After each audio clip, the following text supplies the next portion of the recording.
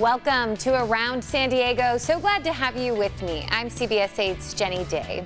I'll get you caught up on a week's worth of news and look ahead in just 30 minutes. We do begin with the kickoff to Pride Month. Rainbow flags are waving all across San Diego. We saw several ceremonies Thursday, June 1st, including in Chula Vista and La Mesa. And as we kick off Pride Month, there is some backlash surrounding some of the ceremonies. CBS 8's Shannon Handy has more on the celebrations and the controversy. For the first time in its 50-year history, the Pride flag was raised at all San Diego community campuses, including its headquarters here. District leaders tell me the move came without controversy, but that wasn't the case elsewhere. This is truly a historic moment for our district. The dark and gloomy June sky gave way to some color today as a Pride Progress flag was raised outside San Diego Community College headquarters in Mission Valley. Raising and proudly displaying the Pride Progress flag is a critical symbol for our colleges and for our district. All 8 community college campuses will have a flag on display this month. Former student Sim Scano says for him it represents acceptance, something he's not used to receiving in his home country of Italy. This is important for students and staff to be recognized, to have a safe place, to know that this institution have our back. At San Diego Unified, a similar ceremony was held. Here, students young and old share why the Pride flag means so much and express their appreciation for the district who has been raising it for years. I thank San Diego Unified and everyone here today for standing by us. I know that no matter what others may say or do, that in this space I will not be judged for being LGBTQ+. The Pride flag was also raised outside La Mesa City Hall. It comes on the heels of tense debate over whether or not it should be there in the first place. Last month, City Council member Laura Lothian proposed taking it down, saying members of the public should be able to conduct government business at City Hall without encountering political messaging. Following public outcry, Lothian did not make a formal motion on her proposal, so nothing changed. It is controversial. There is resistance. And that's precisely the reason why we need to put it up. Yeah. And in Chula Vista, the elementary school district raised the Pride flag, where just last night the issue was debated for hours. In the end, the board voted 4-1 to raise it, though no ceremony took place. Regardless, Kate Bishop, the district's first openly bisexual board member, brought her daughter to see the flag today, saying it not only means a lot to her and her family, but others who she represents. It was really sad last week when we deadlocked and we were unable to make it happen, but it was great that we were able to come back last night and add a resolution that actually strengthens the way that we protect the kids and the staff members in our district. Shannon Handy, CBS 8.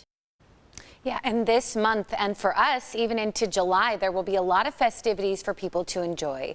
So you may be wondering, why is Pride Month here in San Diego officially celebrated in July and not June? Well, back in 1990, San Diego Pride was nearly rained out. So the decision was made to leave June gloom behind for the warmer and sunnier month of July.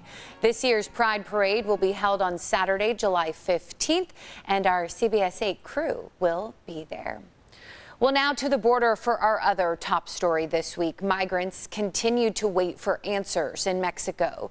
Tomorrow marks 2 weeks since Title 42 ended, really reshaping American immigration and drawing attention to our southern border. We sent CBS 8's Kirsten Holmes to the border, showing us what it looks like right now.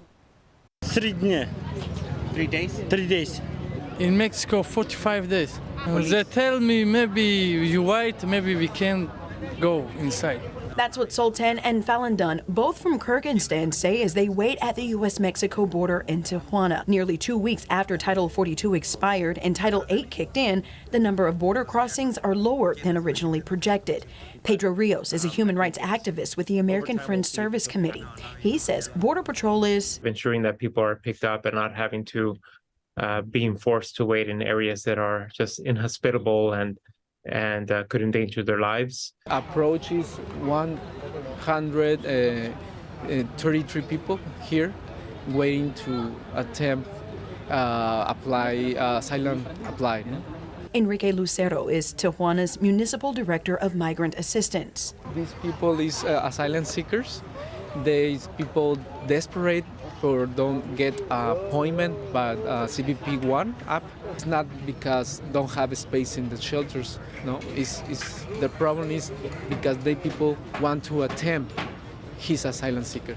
Homeland Security Secretary Alejandro Mayorkas says Title VIII is working because it has legal pathways to asylum and more punitive measures for unlawful crossings. Migrants must now prove they were first denied asylum in a country they passed through on their way to the United States, or they could face criminal prosecution, detention, and a 5-year ban from re-entering. Rio says the person seeking asylum and gains entry to the United States doesn't fare better than the person who was detained at the border because they did not meet Title VIII requirements. Both are extremely difficult to obtain a positive notification of either receiving asylum or remaining in the U.S. and not being deported. Yeah, that was our Kirsten Holmes reporting. And the migrants that we talked to at the border are coming from Venezuela, Haiti, and Eastern European countries. Well, San Diego Mayor Todd Gloria is urging the city council to pass the proposed unsafe camping ordinance. He was joined by parents at Perkins Elementary in Barrio Logan to highlight the impact of encampments on schools and their students. These children are witnessing drug use, violence, sex acts, public defecation, and urination on a daily basis. Sadly, this is the experience of many of the children at our schools across our city. Yeah, the ordinance would ban all tent encampments if shelter beds are available. They're also banned at all times around parks and schools regardless of shelter capacity. Critics say that it criminalizes being homeless and will lead to more arrests. The city council is set to vote on the proposal June 13th. Well, a former member of the U.S. national wrestling team has reached a $12 million settlement with the U.S. government. Richard Perry filed a lawsuit in 2020 over a severe brain injury that he suffered while at Camp Pendleton. Perry was hurt in 2018 after his attorney says he was given defective equipment for a training exercise intended only for Marines. He was hit in the head with a baton, which shattered his eye socket and skull. Perry's attorney says the settlement is believed to be one of the largest reached with the U.S. government over a personal injury claim. Well, more than 160 weapons are off the streets of San Diego County thanks to a 3-month joint law enforcement operation. Earlier this week, the U.S. Attorney's Office shared more information about what they're calling the privately made crime reduction project. It focused on violent criminals selling extremely dangerous weapons. More than 160 firearms, including about 80 ghost guns, were recovered. Those are homemade guns without serial numbers. Authorities also found meth, cocaine, and fentanyl during the operation. This initiative was not without risk to all those involved. In one instance, an ATF undercover agent was robbed at gunpoint during an undercover purchase. Yeah, the operation also resulted in more than 30 arrests, including one suspect who is apparently a 22-year-old active Marine. Well, a lot of us were hoping for a break from the May gray over the holiday weekend, but gloomy weather stuck around for the unofficial start of summer. Typically, Memorial Day attracts large crowds to our beaches and local businesses. So we sent CBS 8's Rocio de la Fe out to Mission Beach to find out how businesses weathered the long, cloudy weekend. Business owners always hope the holidays bring in revenue and tourists, but many business owners here along the Mission Beach Boardwalk tell me this Memorial Day weekend wasn't exactly what they'd hoped for. We did some business, but not as, we expected. Southern California typically draws in large crowds for Memorial Day weekend. And while there was plenty of foot traffic along San Diego County beaches, it wasn't what Mike Sultan was expecting. We didn't do that good on spring break, so we were putting our hope on this weekend. And we get this gloomy weather, it didn't help at all.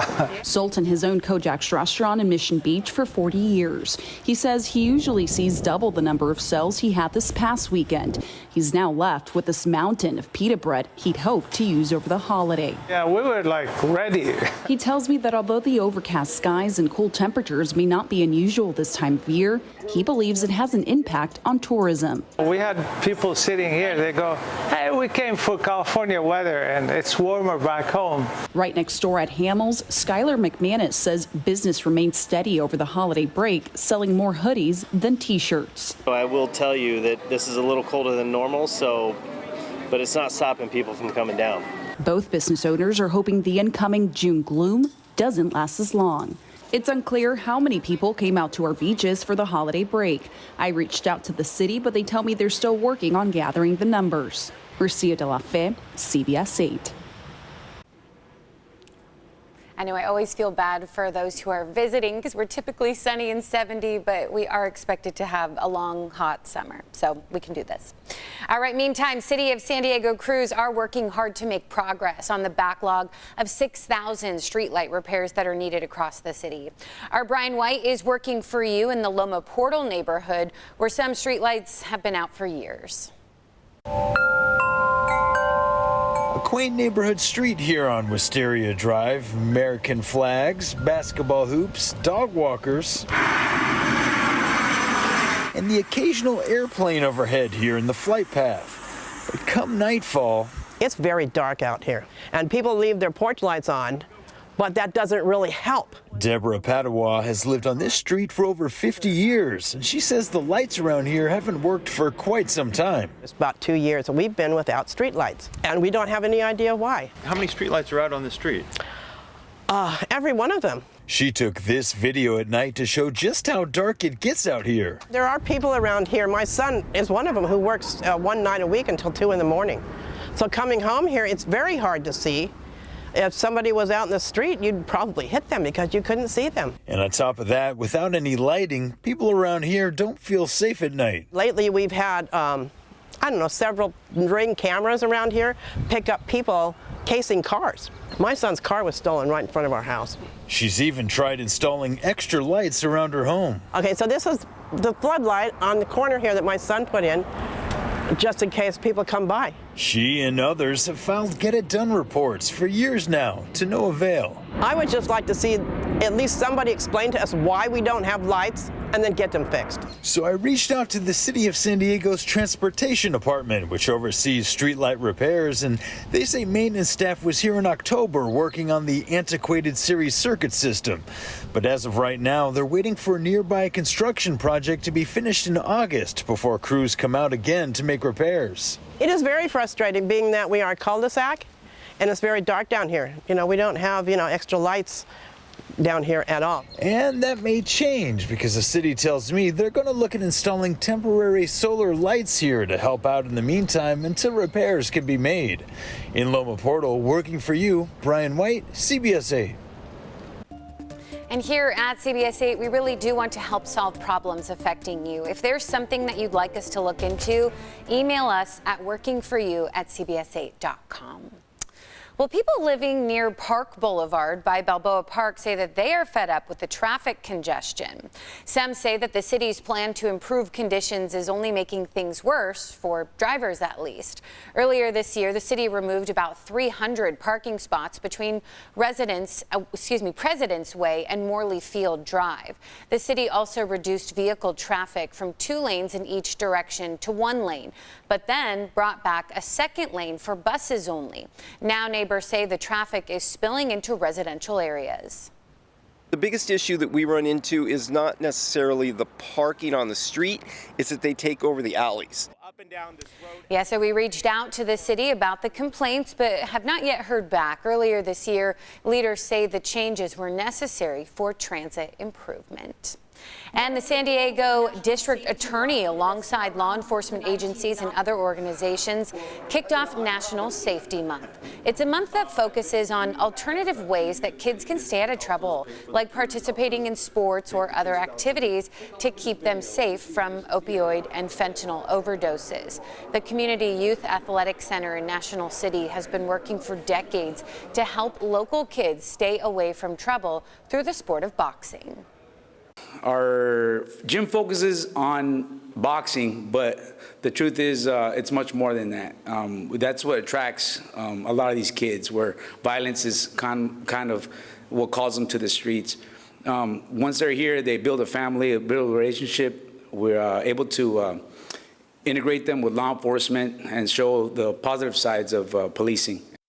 Yeah, you can read more about the program on our website, cbs8.com. Well, did you hear this one? A new deal is going to change the way that you watch the Padres games. CBS 8's Ariana Cohen breaks it all down and talks to local baseball fans to see how they're reacting. The era of San Diego Padres games broadcasted on Bally Sports is officially over. I break down what you need to know to watch future games and what local fans think of the change. Tuesday's game against the Miami Marlins marks the final broadcast of Padres games on the Sports Network and its parent company, Diamond Sports Group. MLB says the Diamond Sports Group missed their payments last week, losing game broadcast rights. The Padres and MLB will now partner for a direct-to-consumer streaming option that will also eliminate local game blackouts. Here is what you should know. During the transition, MLB will air games for free through June 4th on the MLB website, Padres website, and MLB mobile apps. Padres fans can purchase a MLB TV subscription for $19.99 per month or $74.99 for the rest of the season by registering at MLB.tv. I mean, well, it sucks. Like, we already have to pay for so many streaming services and all these things, and having to pay for more sucks. Honestly, it doesn't really bother me right now. It's just because I support my team by coming to the games. Well, I was concerned because we still are old school and we still have cable TV, and just like we watch Channel 8 News, we also watch the Padres on cable. So we were super concerned that we wouldn't be able to get it because we're not very good at streaming. Padres fans in San Diego can watch games on DirecTV, now channel 694-3, Cox, now YourView, channel 4, AT&T UVerse, now channel 781, Spectrum, now channel 305, and Fubo. I'm a little concerned down the road that it's another MLB money grab where in some ways they'll try and figure out how to get another, $15, $20, $30 a month out of your pocket. In a statement to CBS 8, the Padres CEO said in part, quote, "Our fans will now have unprecedented access to Padres games through both digital and traditional platforms throughout San Diego and beyond." According to MLB, the new partnership expands the reach of Padres games from about 1.1 million homes to 3.2 million homes. Ariana Cohen, CBS 8. Definitely rooting for you, Padres. Ariana, thanks. Well, a young hiker who collapsed from a heart attack says he's alive today because of an act of kindness from strangers at Mission Trails. But the mystery guardian angels have not yet been found to thank. The man reached out to us here at CBS 8 for help, and our Abby Black is working for you to find the Good Samaritans to help bring closure to this traumatic situation. 41-year-old Michael Mendez says it was President's Day. He was coming back from a hike in Mission Trails when he was almost to his car, and then the next thing he remembers, he woke up at Sharp Grossmont Hospital. The doctors told him that he suffered from a heart attack. As he comes to grip with this new life-changing news, he knows that there was someone here who helped save his life. We're working for you to find the Good Samaritan. Michael Mendez says he just finished a 30-minute hike on the Grasslands Loop at Mission Trails. 1 o'clock around there. You see a tear run down his cheek as he shares his emotional story of survival. This is the first time he's come back to the trail since February. By far one of my favorite places to walk and relax, clear my head. Now it's kind of going to be a place where I'm scared to kind of go for a jog by myself now. Mendez says that heart disease runs in his family, and at age 41, he's already suffered 2 heart attacks and has 3 stents in his heart. To this day, it's kind of, still tough to really wrap my head around that and understand how close I was to not being here. Mendez hopes that we can help with that healing. He reached out to CBS 8 to find and meet the Good Samaritan who gave him CPR. I wouldn't just want to thank this person. I almost want to, ask them if they want to be one of my best friends or something, because that's such a huge favor that they provided for a complete stranger. But they were no stranger to saving lives. I can't imagine how you could do that for checking someone's pulse for 14 minutes and there's nothing there, and you just keep fighting and keep pumping on someone's chest. I've emailed and called fire departments to see who responded. I also checked in with hospitals and Falk Ambulance to track down the emergency crews and Good Samaritan. The Santee Fire Department confirms it was their crew who responded, and the Good Samaritans were an off-duty Chula Vista firefighter and an ER physician. Yeah, thank God. We're working on reuniting Mendez and his guardian angels who kept this son, brother, and uncle alive. I don't think it was my time. I would have felt a little cheated. We continue to work for you. You can also learn to help save lives. On Thursday, June 1st, it's the start of the National CPR and AED Awareness Week. The San Diego Fire Department says that it will be offering free CPR classes. To learn more, go to CBS8.com, click on the Help button. Working for you, I'm Abby Black, CBS 8. Yeah, I hope they get that reunion. Far more good people in this world than bad. Abby, thanks.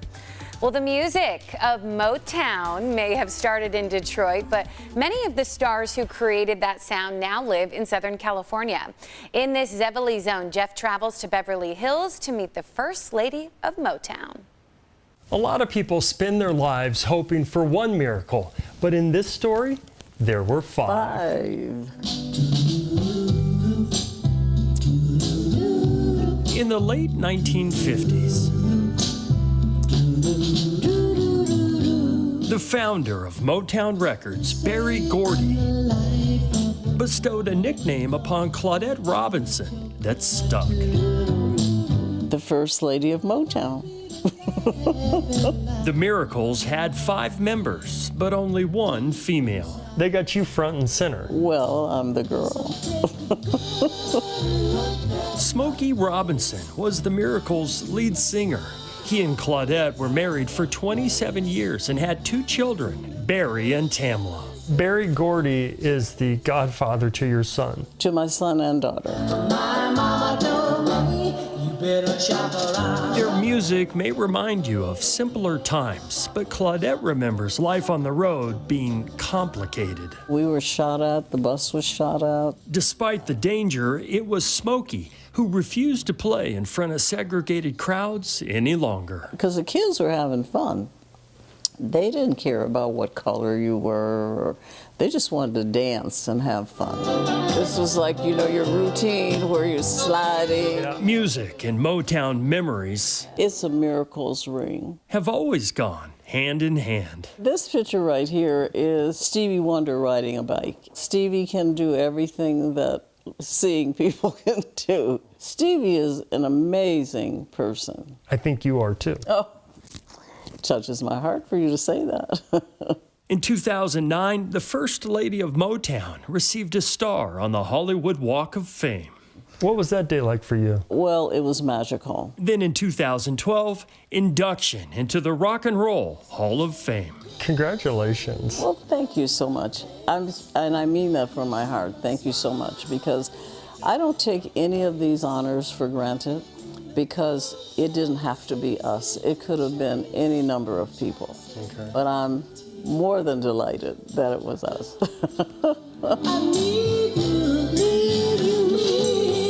A miracle does happen, and it certainly did for us. It certainly did for us. In the Zevely Zone, Jeff Zevely, CBS 8. What a cool assignment, Jeff. Thank you. Well, a documentary titled The First Lady of Motown, the Claudette Robinson story, is scheduled to be released soon.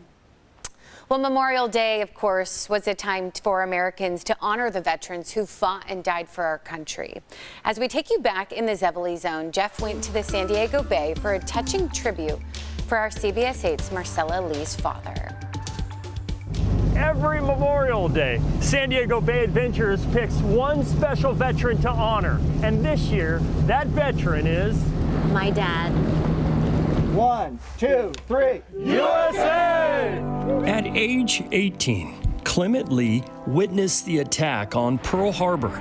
On a day thousands of Americans lost their lives, Mr. Lee dedicated his to our country. He was walking home from church, he and his friend, and they heard the bombs and saw the fireballs. Sergeant First Class Lee fought in Korea and Vietnam, and because of the way this American looked, he was sent behind enemy lines for reconnaissance. I did ask him if he saw any of his friends die, and he said that they were shot in front of his eyes. I want to tell you about an amazing Army veteran named Clement Lee. Following 50 years with the military and Department of Army Civil Service, Clement Lee was the highest decorated civilian Army veteran in Michigan history. That flag means something. Bruce and Gail Denham, the owners of San Diego Bay Adventures, watched Marcella's Blue Angels story. They learned about her heroic father and wanted to share his story on Memorial Day. If I cut myself, I bleed red, white, and blue. It's all about America. Clement Lee died in 2014 at the age of 91. He received full military honors at the Miramar National Cemetery. The day was just so special. The horse-drawn carriage, the final honor.